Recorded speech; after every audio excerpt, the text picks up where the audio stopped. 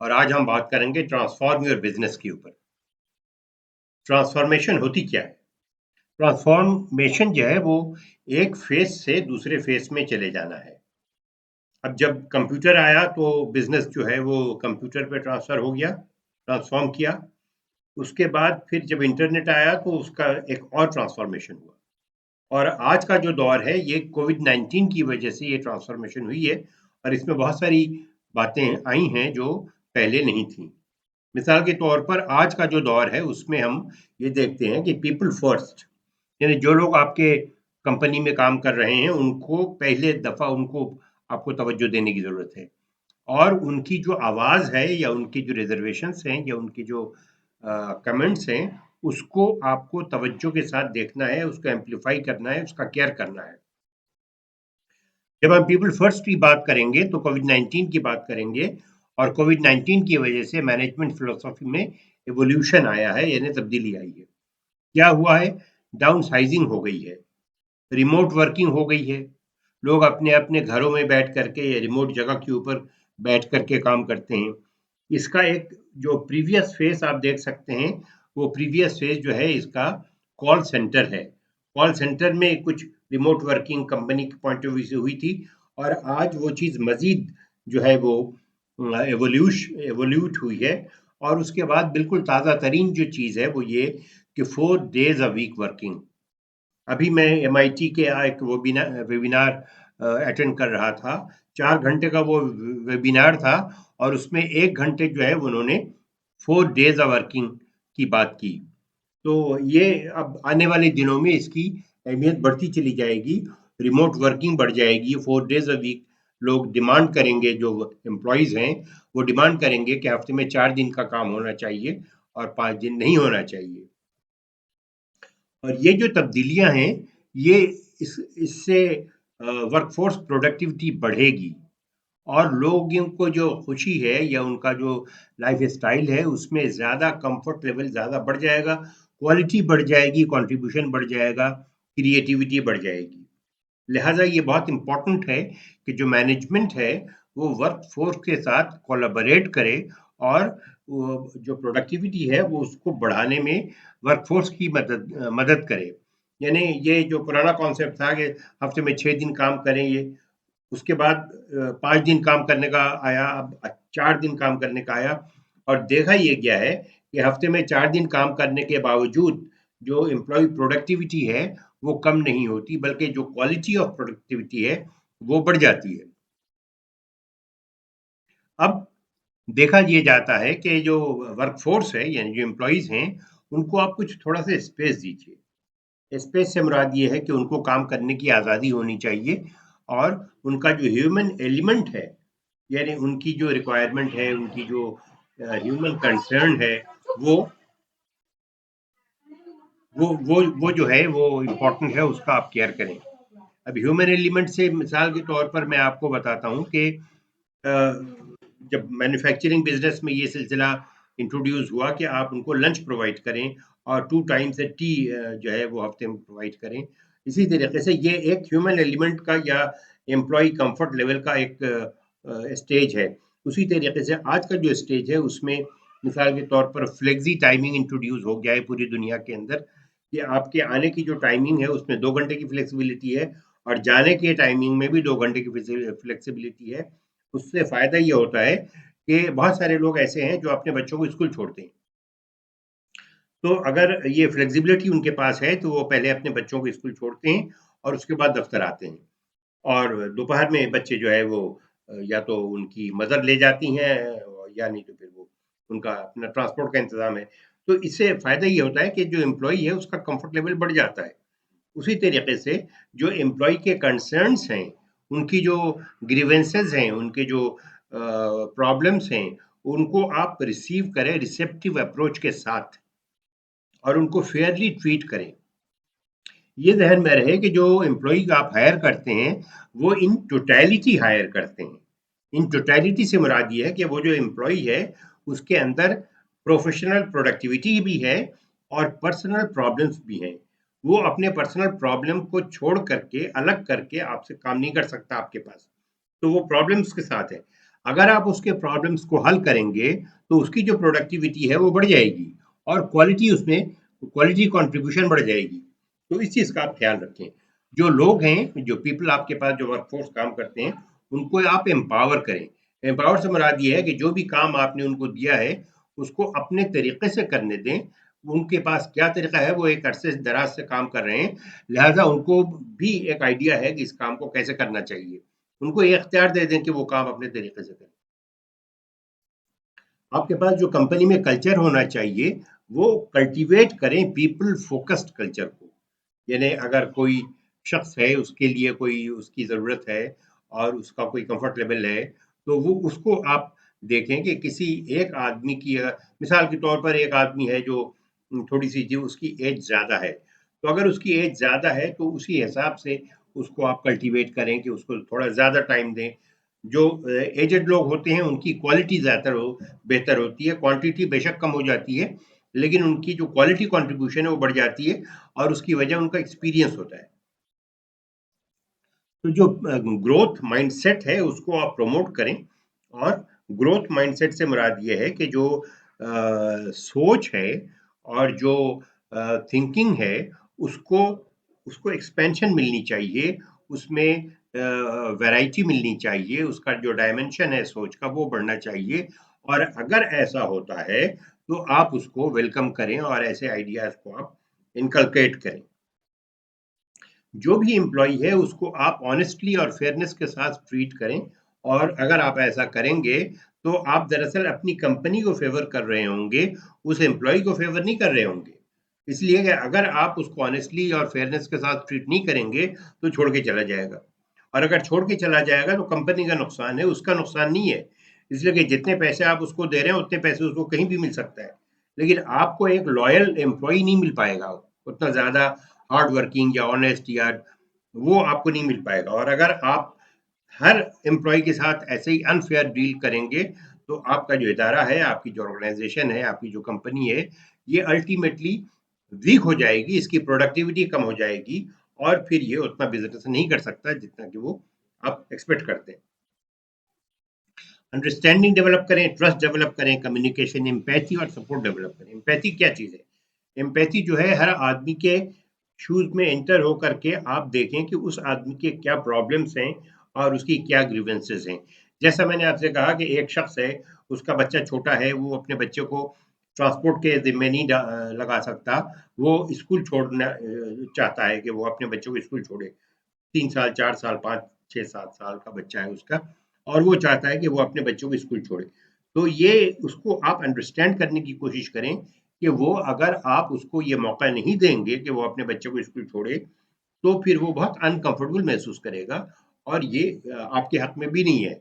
इसलिए कि वो आपके आपके आपका एम्प्लॉयी है, आपके वर्कफ़ोर्स का हिस्सा है वो। अगर उसका कम्फर्ट लेवल आप नहीं बढ़ाएँगे, तो वो अनकंफर्टेबल महसूस करेगा और फिर वो अच्छा क्वालिटी थॉट्स नहीं आएँगे उसके अंदर। जो कनेक्शंस है अपने एम्प्लॉयी के साथ, उसको डीप करें, नर्चर करें, उसमें गहराई पैदा होनी चाहिए। यानी जो काम आप जो असाइनमेंट उसको देते हैं, वो तो अपनी जगह है, वो आप डिमांड करेंगे, वो करके देगा, उस बात की वो तनख्वाह लेता है और आप उसको कंपनी पैसे देती है।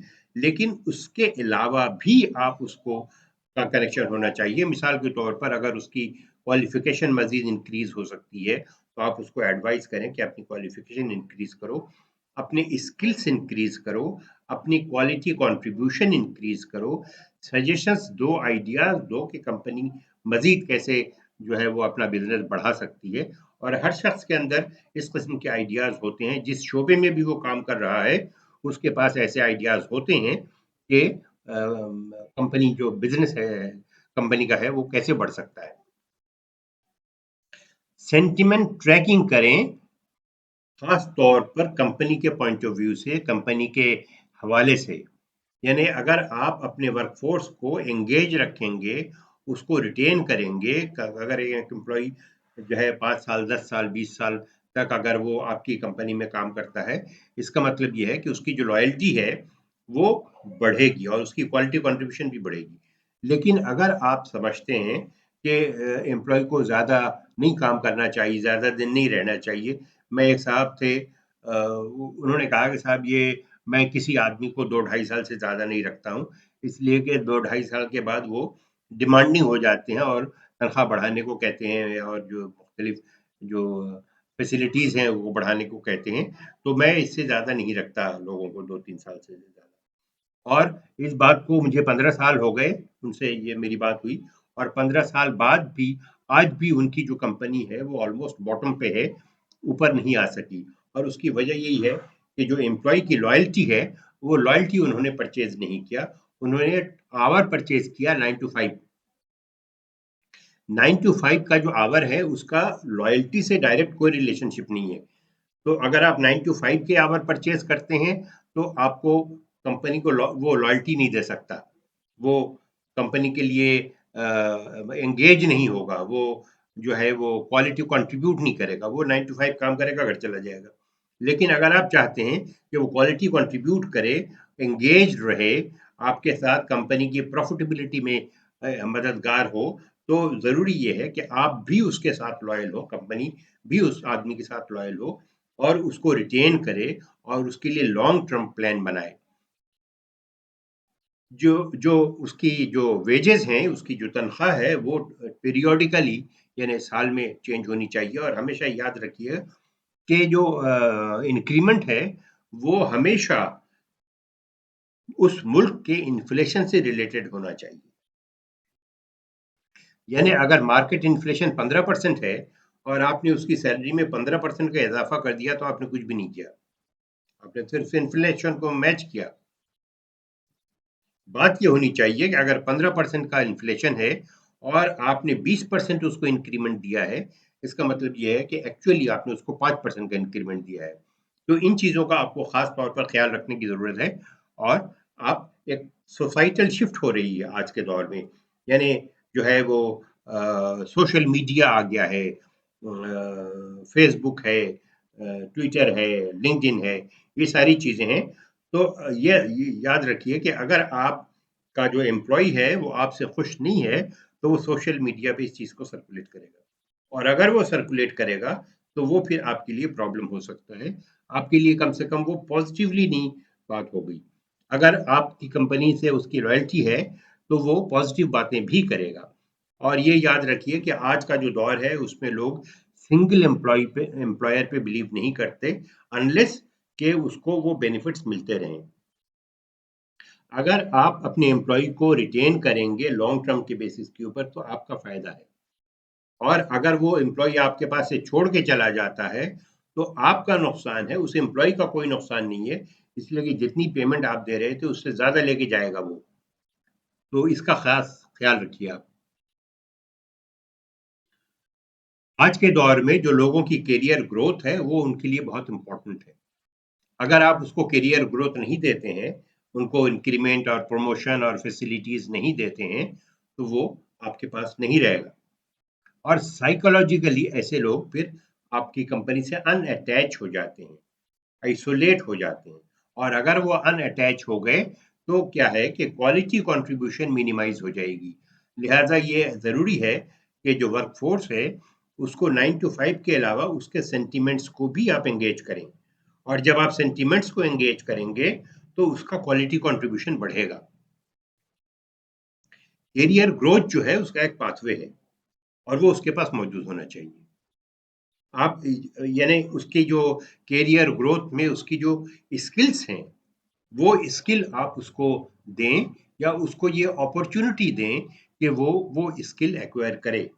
मैं ऐसे एम्प्लॉयर को जानता हूँ जो अगर एम्प्लॉय ने किसी यूनिवर्सिटी में अपने क्वालिफिकेशन को इंक्रीज करने के लिए एडमिशन लिया है तो एम्प्लॉयर नाराज हो जाता है, वो कहता है कि आप डिसकंटिन्यू करें अदरवाइज हम आपको निकाल देंगे। अल्टीमेटली वो एम्प्लॉय बेचारा वहाँ से एडमिशन उसका ड्रॉप कर देता है और फिर वो एम्प्लॉयर का भी नहीं रहता है इसलिए कि एम्प्लॉयर के पास उसकी परफॉर्मेंस उतनी अच्छी नहीं हो पाती है, क्वालिफिकेशन भी नहीं गेन कर पाता।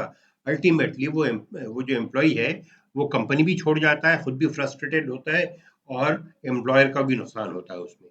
तो ऐसा ना करें आप एम्प्लॉय को फैसिलिटेट करें कि वो अपनी क्वालिफिकेशन इंक्रीज करे, अपने अपने स्किल्स इंक्रीज करे और अपने मुख्तलिफ जो चीज़ें हैं वो सलाहियत वो इंक्रीज़ करें। ये देखा गया है कि जो कंपनी अपने जो फ्रंट लाइन टीममेट्स हैं उसमें इन्वेस्ट करने के लिए बहुत कम करते हैं। ऐसा नहीं करें। अगर आप ऐसा करेंगे तो फिर जैसा मैंने पहले आपको कहा कि एम्प्लॉयी आपके पास रुकेगा नहीं, और अगर रुकेगा नहीं तो आपका नुकसान है। अगेन ये चीज़ मैं देखता हूँ सेल्स में बहुत ज़्यादा होता है। सेल्स फोर्स में अगर आप देखिएगा कि अगर आप अपने सेल्स फोर्स को sufficient facility, salary and compensation अगर आप सफिशिएंट नहीं देते हैं, तो कोई भी कंपनी चेंज कर लेगा वो। और इसी वजह से सेल्स फोर्स में जो सैलरी या कंपनसेशन है वो सबसे ज़्यादा होता है, टर्नओवर भी सबसे ज़्यादा होता है। इसलिए कि वो कॉम्पिटेंट होता है वहाँ पे, उसका जो काम है वो सेल देना है।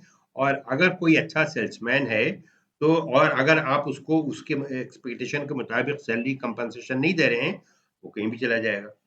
तो कोशिश करें कि उसको आप जॉब सेटिस्फेक्शन दें, उसके सेंटिमेंट्स का ख्याल रखें, और अगर उसको लाइफ में सेटिस्फेक्शन मिलेगी तो अल्टीमेटली वो आपके पास रहेगा। वो महसूस करेगा कि हाँ जी, उसके जो प्रॉब्लम्स हैं वो सुने जाते हैं। मिसाल के तौर पर अगर उसके बच्चे की आप स्कूल फीस अदा कर दें, अगर उसके स्किल एक्वायर करने के लिए अगर उसको आप दे दें, अगर उसके मेडिकल एक्सपेंस में उसकी मैटरनिटी एक्सपेंस आप कर दें, तो ये जो छोटी-छोटी चीज़ें हैं, ये उसको अटैच करती हैं, ये सेंटिमेंट्स की चीज़ें हैं और ये इसको अटैच करती हैं।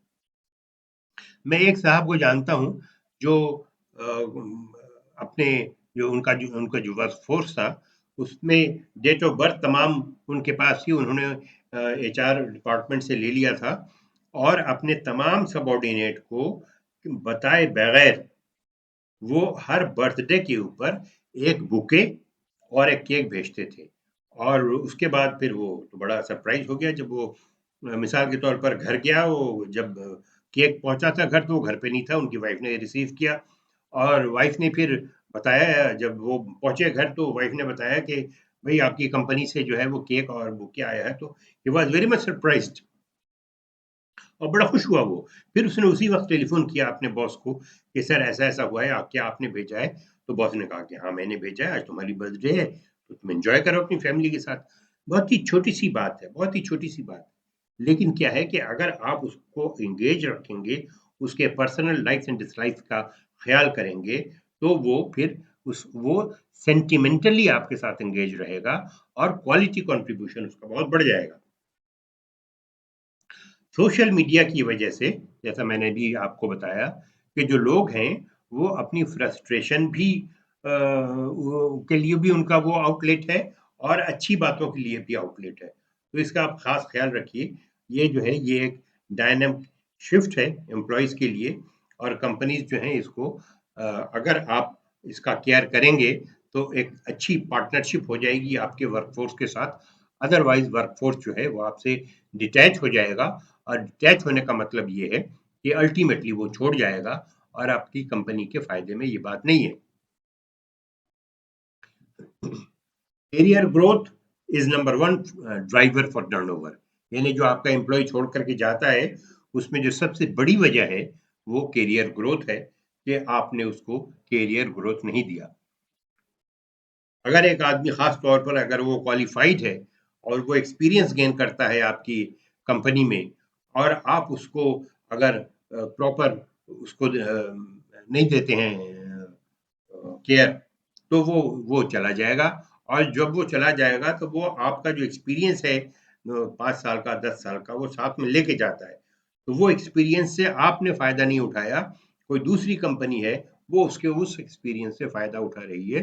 तो ये चीज़ें ख़ास तौर पर आप देखिए कि जो टर्नओवर की जो कॉस्ट है वो कंपनी के लिए बहुत ज़्यादा है।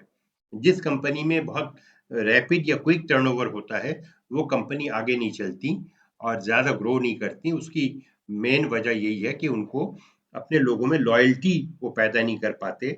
जब लॉयल्टी नहीं होगी तो डिवोशन नहीं होगा, जब डिवोशन नहीं होगा तो सेंटिमेंट नहीं होगा, जब सेंटिमेंट नहीं होगा तो क्वालिटी कंट्रीब्यूशन नहीं आएगा। ये एक जो है चेन है ये पूरा, और आपको उस चेन को मेंटेन करके रखना है। ताकि आपकी जो कंपनी है वो वक्त के साथ साथ इवॉल्व करे और ग्रो करे। तो ये मेरा आज का लेक्चर यहाँ पे मैं ख़त्म करता हूँ।